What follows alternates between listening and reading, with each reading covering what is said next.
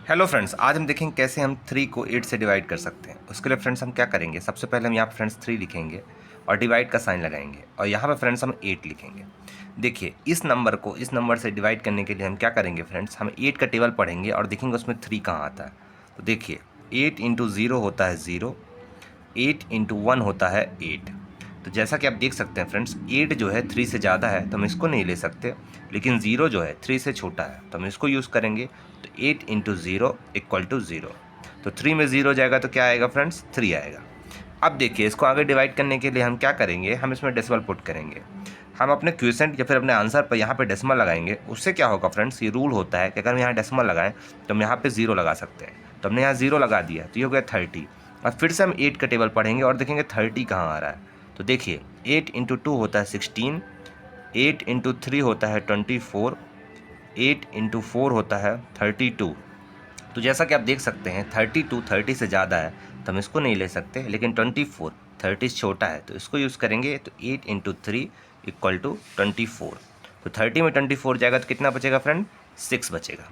अब देखिए इसको आगे डिवाइड करने के लिए हम क्या करेंगे फ्रेंड्स, हमें फिर से इसमें यहाँ पे एक 0 लगाएंगे तो ये हो जाएगा 60। अब हम फिर से 8 का टेबल पढ़ेंगे और देखेंगे उसमें 60 कहाँ आ रहा है। तो 8 into 5 equal to 40, 8 into 6 equal to 48, 8 into 7 equal to 56, 8 into 8 equal to 64।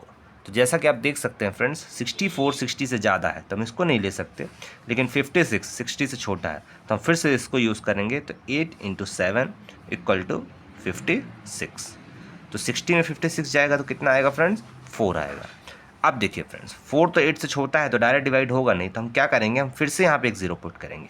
और ये हम 0 क्यों बार बार पुट कर पा रहे हैं, क्योंकि हमने पहले यहाँ पे डेसिमल लगाया हुआ है। तब ये हो गया फ्रेंड्स 40। अब हम फिर से 8 का टेबल पढ़ेंगे और देखेंगे 40 कहाँ आता है। तो जैसा कि आप देख सकते हैं फ्रेंड्स, 8 इंटू 5 इक्वल टू होता है 40, तो हम इसको यूज़ करेंगे। तो 8 इंटू 5 इक्वल टू 40। तो 40 में 40 जाएगा तो कितना बचेगा फ्रेंड्स, कुछ नहीं बचेगा, रिमाइंडर हो गया 0 0। इसलिए फ्रेंड्स हमारा फाइनल आंसर क्या होगा, फाइनल आंसर होगा 0.375।